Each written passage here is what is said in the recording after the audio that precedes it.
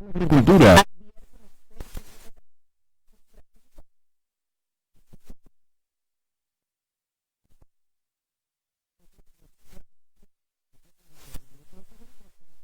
Ratificación del compromiso del deporte cubano en ubicarse entre los 20 primeros países del medallero.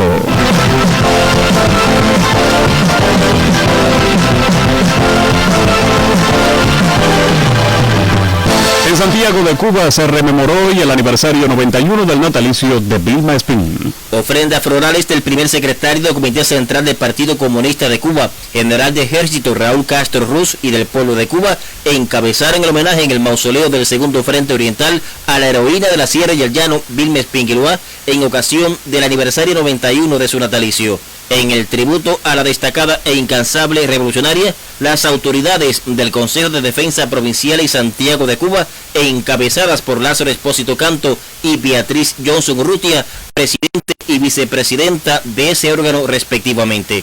En la cita, una representación del pueblo de Mayarí Arriba, teniendo en cuenta las limitaciones presenciales que impone la COVID-19, pero el mismo amor victorioso de sus discípulas, quienes, acompañadas por el ejemplo invencible de la legendaria combatiente, acudieron a la piedra monumento para evocar su eterno legado. Las huellas de Vilma están en diferentes sitios de esta serranía, enfatizó la compañera Elena Castillo Rodríguez, secretaria general de la Federación de Mujeres Cubanas en la provincia de Santiago de Cuba, al pronunciar las palabras centrales del acto. ¿Qué decir de las mujeres de la serranía que activaron las casitas de cuidados infantiles voluntarias con maestras jubiladas en sus hogares para que madres trabajadoras puedan dedicarse a la producción de alimentos?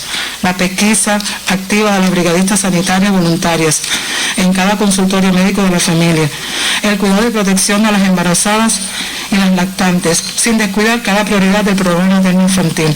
De igual forma, la mensajería de los grupos vulnerables y el trabajo social, en la tarea de ordenamiento, donde ninguna mujer ha quedado sin atender y continúa siendo una prioridad de trabajo de nuestra organización. La impronta de la eterna presidenta de la Federación de Mujeres Cubanas, señaló Elena Castillo, está y estará íntegramente ligada al protagonismo de la mujer en todas las tareas de la revolución. Firme como el acero, como sus montañas orientales, dulce, tierna, soñadora, audaz, vibrando con su canto en los hermosos acordes del mambí y en las más bellas canciones tradicionales cubanas, como una leyenda hecha mujer, siempre joven, aún en la madurez de sus 91 años.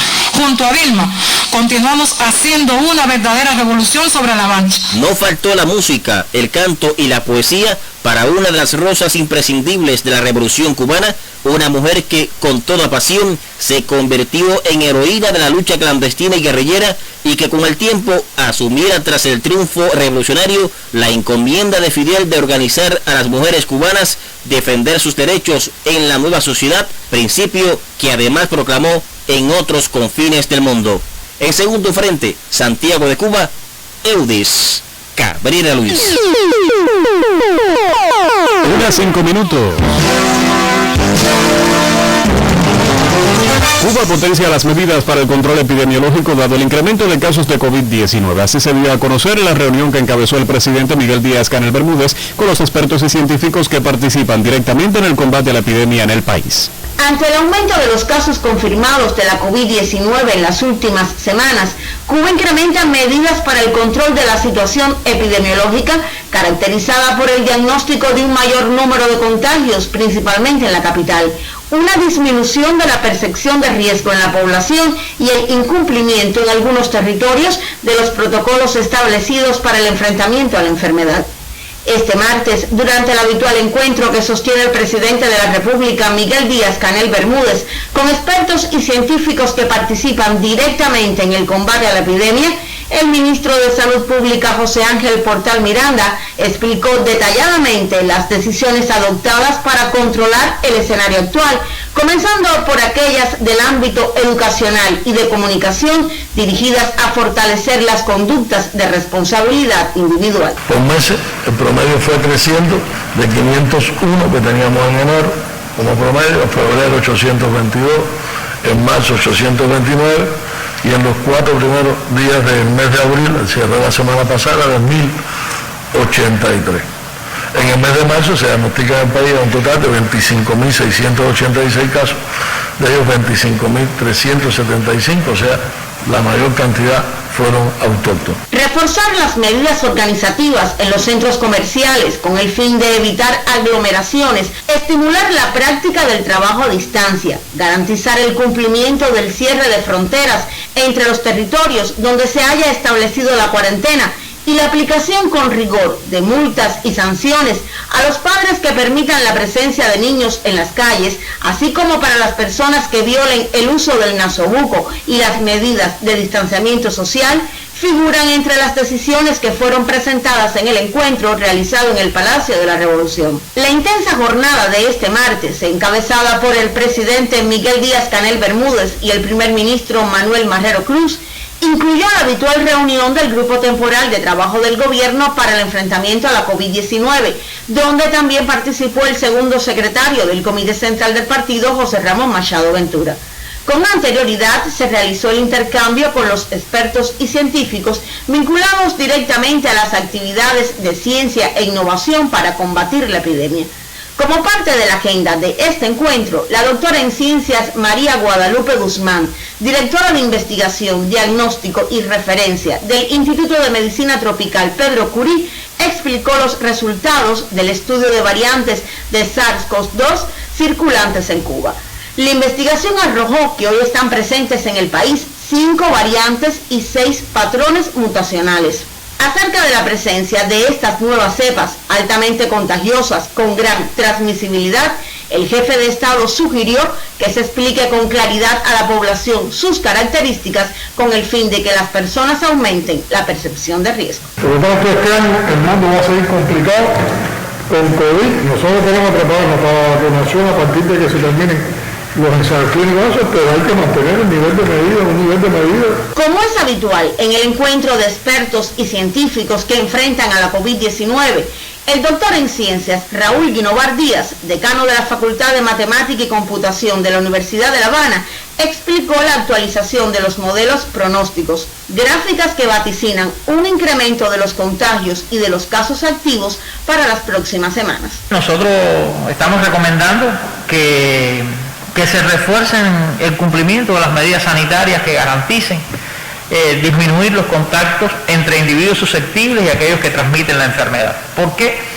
¿Por qué recomendamos esto? Porque la forma más importante, además de la superficie, etcétera, está en el contacto entre las personas sanas y las personas enfermas. Y nosotros tenemos que buscar la forma de detener eso, porque el crecimiento ya en estos momentos se le está superando todo lo que se había tenido anteriormente en los meses anteriores. Y justamente para que las gráficas que muestran los modelos pronósticos reflejen una disminución de la curva de los casos activos, para que descienda la cifra de contagios y aumente la de pacientes recuperados, para que Cuba controle su situación epidemiológica y se modifique el escenario actual, el país incrementa sus medidas de enfrentamiento a la COVID-19. De manera particular, La Habana, epicentro de la epidemia, implementará en los próximos días un riguroso plan de acciones dirigidas a contener la propagación de la enfermedad, una alta prioridad para el gobierno en Cuba que depende de la responsabilidad de toda la población. Angélica Paredes, Radio Cuba. El representante de la Organización Panamericana de la Salud en Cuba, doctor José Moya Medina, deseó éxitos en el desarrollo y culminación de los ensayos clínicos e intervenciones comunitarias en los candidatos vacunales cubanos que se encuentran en fase 3. En medio de la celebración del alto funcionario manifestó su anhelo de que los mismos culminen exitosamente con buenos resultados de eficacia y de este modo sean aprobados por la Agencia Nacional Reguladora para su aplicación en el país. Justo cuando se conmemora la mencionada efeméride de este miércoles, los representantes de los sistemas de salud en el mundo debaten ejes temáticos sobre la pandemia enfocados en el impacto de las desigualdades en el actual contexto epidemiológico. Cuba reportó hoy un balance positivo de altas médicas con respecto a los ingresos al informar 1.012 altas médicas y 961 nuevos casos de la COVID-19. Cuba reportó este miércoles una pequeña reducción, aunque todavía una cifra elevada de contagios en 24 horas. 961 pacientes con el SARS-CoV-2, tras procesar 20.127 muestras en todos los laboratorios de biología molecular del país. De acuerdo con el más reciente parte, el archipiélago acumula ya 3.129.044 muestras realizadas, 82.601 de ellas positivas, de las que 76.883 personas se reportan totalmente recuperadas de la enfermedad. El director de epidemiología del Ministerio de Salud Pública, MINSAP, el doctor Francisco Durán García, precisó en 1.012 las altas en el día, un balance positivo en relación con los 961 nuevos casos, y precisó en 5.220 los activos. El directivo lamentó este miércoles 2 decesos, una mujer de 84 años de La Habana Vieja en la capital y un hombre de 70 de Cienfuegos, ambos contactos de casos confirmados con comorbilidades asociadas y una evolución tórpida de la enfermedad. El experto declaró que 952 de los 961 casos de COVID-19 del más reciente cierre informativo son autóctonos, al informarse 9 importados, 3 procedentes de los Estados Unidos, 2 de Kenia y de Rusia, Ecuador, Francia y Venezuela, 1 per cápita. El doctor Francisco Durán García extendió nuevamente el cómputo total por cada provincia. La Habana, 425, con una serie de dispersión por todos sus municipios. Matanzas, 106, Santi Espíritus, 92, Santiago de Cuba, 88, Granma, 73, Pinar del Río, 42, Cienfuegos, 22, Artemisa y Guantánamo, 18 cada una. Holguín, 17, Mayabeque y Villa Clara, 16 cada una. Camagüey, 11, Las Tunas, 8, Ciego de Ávila, 7 y la Isla de la Juventud, 2. El director de epidemiología del MINSAP aludió otra vez el preocupante número de pacientes menores de 20 años incluidos en el más reciente cierre informativo, 166, de los que 155 son de edad pediátrica, para una cifra elevada de activos, 762. El doctor Francisco Durán García remarcó los altos indicadores de casos y de fallecidos en estos primeros días de abril, en comparación con los meses anteriores, también con cifras elevadas en la denominada tercera ola de la COVID-19 en Cuba. En las Américas, el epicentro de la pandemia, dijo, se reportan 57.929.820 casos, de los que 9.143.800 permanecen activos, 1.393.378 decesos, para una tasa de letalidad de 2.41%. Cuba reporta 961 nuevos casos de COVID-19, 1.012 altas médicas, 5.220 pacientes confirmados, de los que 5.143 presentan una evolución clínica estable, 44 pacientes graves, 33 en estado crítico, 2 fallecidos, para un total de 442 muertos, desde que en marzo del pasado año estalló en el archipiélago la actual eventualidad epidemiológica. Maydelín Ramón y Machado Conte, Sistema Informativo de la Radio Cubana. La noticia. Expertos advirtieron sobre la enorme tragedia que se avecina para Brasil en las próximas semanas ante el brutal aumento de muertes por coronavirus en el gigante sudamericano. Hasta la fecha, unas 66.570 personas murieron con COVID-19 en marzo, más del doble del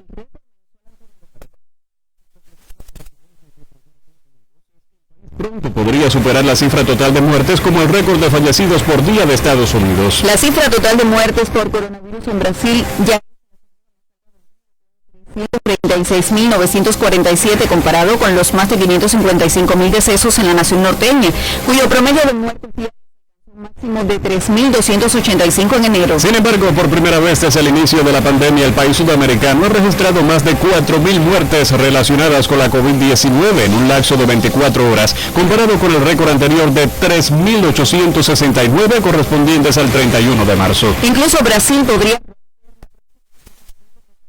promedio en 7 días de Estados Unidos, según proyecta el Instituto de Métricas de Evaluación de la Salud de la Universidad de Washington. Es un reactor nuclear que ha desencadenado una reacción en cadena y está fuera de control. Es un Fukushima biológico, advirtió Miguel Nicolelis, médico brasileño y profesor de la Universidad de Duque, quien monitorea la propagación del virus. Su pronóstico hasta el 1 de julio estima que el gigante sudamericano podría llegar a 563.000 muertes en comparación con las 609.000 víctimas que se esperan para entonces en Estados Unidos. Esa así diferencia desfavorable está relacionada con el hecho de que mientras la campaña de vacunación generalizada en la superpotencia está frenando rápidamente lo que ha sido hasta ahora el brote con más pérdida de vidas del mundo, en un Brasil con medidas débiles que no logran combatir el contagio, los casos y muertes de COVID-19 se están acumulando más rápido que nunca. El presidente Jair Bolsonaro ha rechazado el uso de mascarillas y los confinamientos que los expertos en salud pública consideran necesarios, y el país no se apresuró en buscar vacunas cuando el resto todo el mundo lo hacía,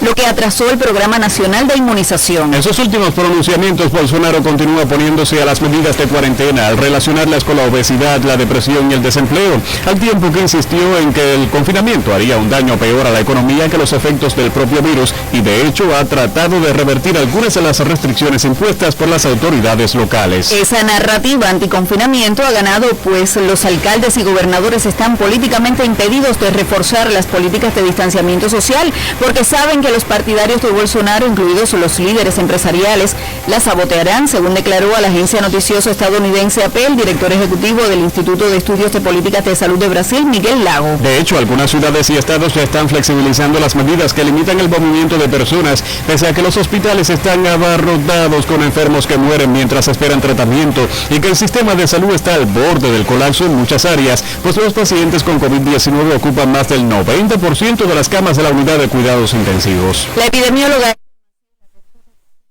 una situación terrible y que ante el ritmo tan lento en la vacunación, la única forma de frenar la propagación extremadamente rápida del virus es un bloqueo o confinamiento efectivo durante al menos 20 días. El Instituto Científico Fiocruz dice que ha detectado 92 variantes de coronavirus en el país, incluida la variante brasileña P1, que se ha convertido en un motivo de preocupación porque se cree que es mucho más contagiosa que la cepa original y ha sido relacionada con un aumento en las infecciones y muertes en varios países de América del Sur. Están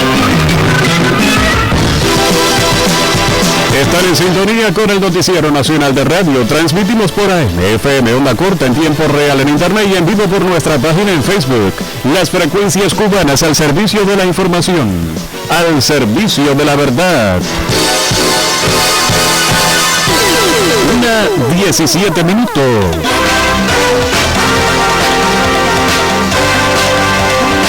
El presidente Miguel Díaz-Canel Bermúdez encabezó el encuentro con expertos y científicos de varias universidades e instituciones del país que trabajaron en varias propuestas de medidas para la agricultura que serán presentadas a la más alta dirección del país. Que la agricultura cubana constituye un sector clave para la seguridad nacional del país en aras de consolidar nuestra soberanía, nos conduce por el camino de alcanzar producciones de alimentos de manera sostenible. De ahí que, como una prioridad del gobierno, está hoy la transformación profunda en este sector, en el más corto plazo, en armonía con la estrategia económica y social hasta el año 2030, los lineamientos del partido y el plan de desarrollo, las políticas aprobadas y la estrategia económica post-COVID. En este propósito, expertos y científicos de varias universidades e instituciones trabajaron en propuestas de medidas para la agricultura que serán presentadas a la más alta dirección del país. El profundo intercambio desarrollado este martes en el Palacio de la Revolución contó con la presencia del presidente Miguel Díaz-Canel Bermúdez, el primer ministro Manuel Marrero Cruz y el vicepresidente Salvador Valdés Mesa, así como varios viceprimeros ministros y ministros. Las propuestas de medidas para el sistema de la agricultura son el resultado de un amplio proceso de consultas que se amplió además hacia productores, autoridades del gobierno y titulares de varios ministerios, según expresó en su presentación Carlos César Torres, director del Centro de Estudio de Dirección, Desarrollo Local, Turismo y Cooperativismo, adscrito a la Universidad de Pinar del Río. Nosotros dividimos para su mayor organización estas medidas, digamos, urgentes en tres bloques fundamentales, que son las principales problemáticas que tenemos hoy en este plano más corto. Una asociada a la electricidad, combustible y agua, otra a la gestión de insumos y la tercera a los temas de inversión y financiación del sector agropecuario. Como fruto de la revisión de los documentos, los expertos y científicos definieron la propuesta de un grupo de medidas que consideran de implementación inmediata y que también dan respuestas a inquietudes de los productores vinculadas a la tarea de ordenamiento. Lo que vamos a presentar aquí es coherente con tres elementos fundamentales. Primero, es coherente con el diagnóstico que se hizo del último decenio del desarrollo de la agricultura en el país. Es coherente con lo que explicaba el viceprimer ministro de las 355 opiniones que se recogieron durante todo el recorrido y los intercambios con las formas productivas agropecuarias en el país. Y además es también resultado de la consulta que nosotros consideramos que teníamos que hacer cuando empezamos a trabajar la semana pasada.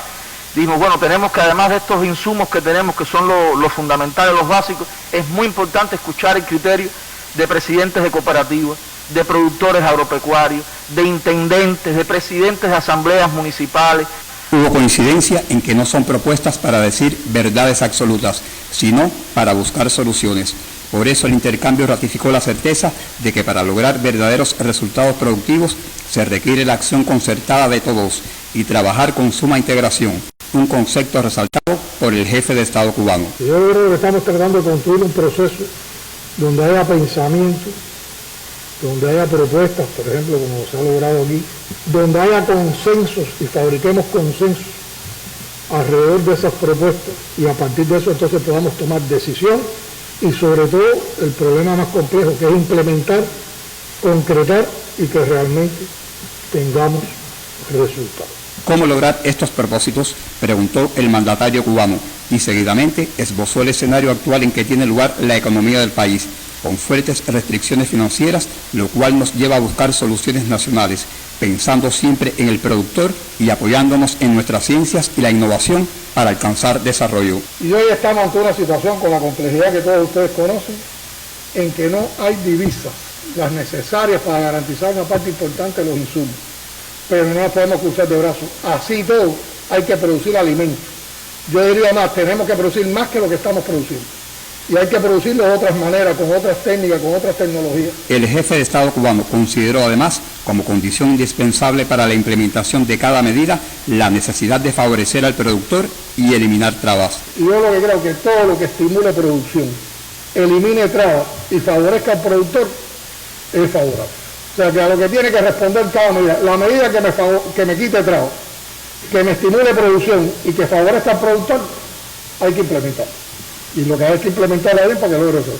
La medida que se aleje de esas tres cosas no tiene sentido. El intercambio de este martes, sostenido por el presidente cubano con expertos y científicos y representantes de varias instituciones, constituye un paso más en los estrechos vínculos entre el gobierno y las ciencias para tributar al desarrollo y continuar avanzando, esta vez con el objetivo de fortalecer un sector estratégico como es el de la agricultura, donde la producción de alimentos sigue siendo una demanda insatisfecha y cuya situación es posible revertir con la integración de todos. Demetrio Villaurrutia, Sistema de la Radio Cubana. Tarde cálida y aisladas lluvias pronostica el Instituto de Meteorología. Los argumentos ahora con la máster en ciencias Ailín Justizávila. Ailín, buenas tardes. Sí, muchísimas gracias, muy buenas tardes y el saludo por supuesto para todos los que están en sintonía con el Noticiero Nacional de Radio. Las condiciones meteorológicas sobre nuestra área geográfica en el transcurso de esta semana han mostrado muy poca variación.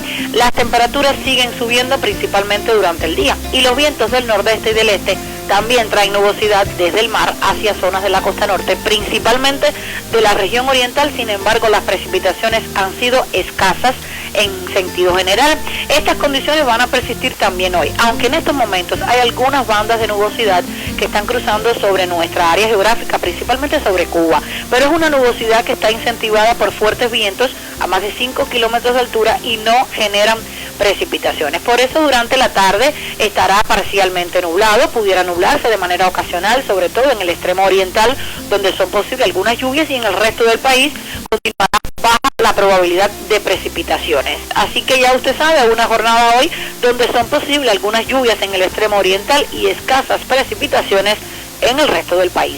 Hasta aquí el tiempo, como siempre, que la salud y la suerte lo acompañe siempre. Tenga muy buenas tardes.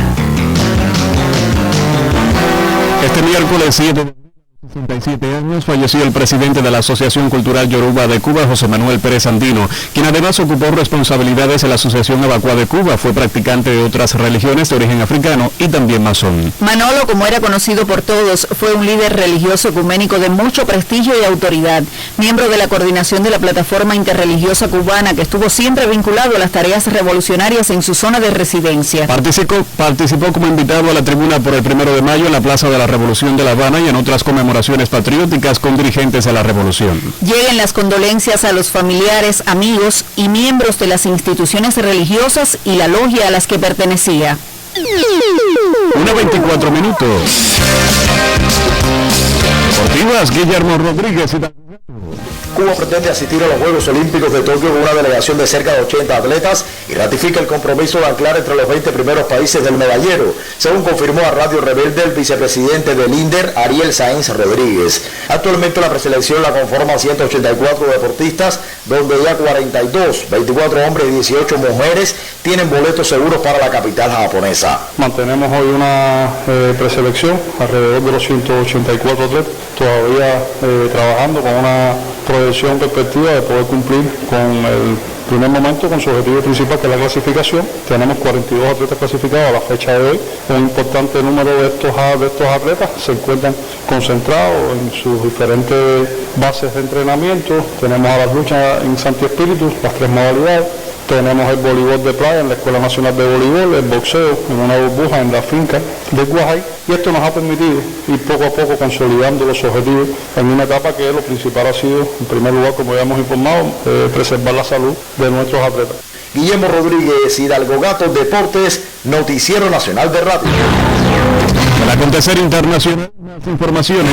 El presidente de Irán, Hassan Rouhani, destacó este miércoles el inicio de una nueva página tras los últimos contactos en Viena sobre el acuerdo nuclear y ha mostrado la disposición de Teherán a negociar con el grupo de las 6 potencias mundiales en caso de que Estados Unidos muestre seriedad y honestidad.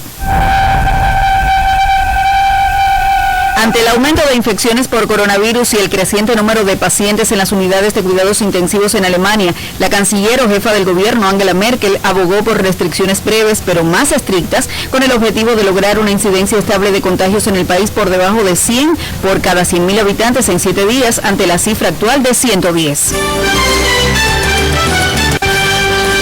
El primer ministro Manuel Marrero Cruz encabezó hoy la reunión anual del Instituto de Recursos Hidráulicos que analizó el trabajo en 2020 y las perspectivas de trabajo para este año 2021. Los obstáculos impuestos por la epidemia de la COVID-19, que se sumaron al recrudecido cerco económico del gobierno norteamericano durante el pasado año, no impidieron los avances del sector hidráulico en Cuba, calificado por el primer ministro Manuel Marrero Cruz como estratégico y vital para la economía nacional y para la población. Durante una sesión de trabajo que evaluó los objetivos, metas y proyecciones del Instituto Nacional de Recursos Hidráulicos para el 2021, el jefe de gobierno reconoció que más allá de las insatisfacciones en algunos territorios, se muestran notables resultados en la búsqueda de soluciones para mejorar la calidad de vida del pueblo. El primer ministro destacó el quehacer día a día de una institución que, pese a las limitaciones, ha sabido encauzar las políticas nacionales dirigidas al incremento sostenido de los servicios de agua y saneamiento, las inversiones en el sector y el cumplimiento de su responsabilidad estatal como autoridad de las aguas terrestres. Tenemos todavía muchas insatisfacciones por parte de la población. Ustedes lo han expresado aquí, ustedes tienen un estudio detallado del país. ¿Cuáles son las ciudades, los lugares donde hay dificultades con el abasto de agua, donde se llega con pipa, incluso donde no llega nada? Y se ha trabajado fuertemente. Ustedes son un organismo que siempre tienen un programa de inversiones fuerte en función de los recursos que se disponen. Y han estado buscando soluciones, pero repito, y de eso todos estamos claros, todavía falta mucho por avanzar para poder lograr satisfacer las demandas de la población en un tema tan vital como resulta el agua.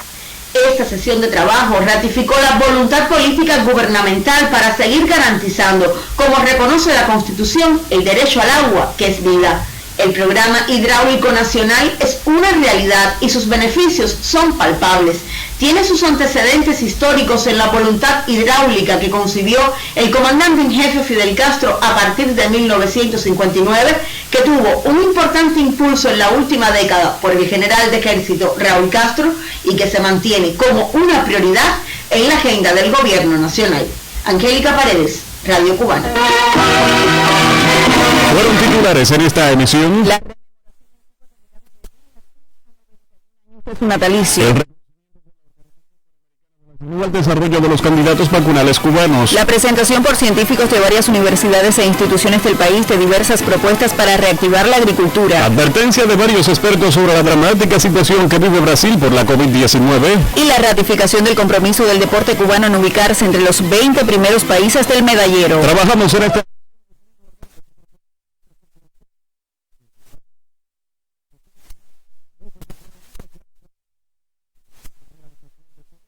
Dirección General,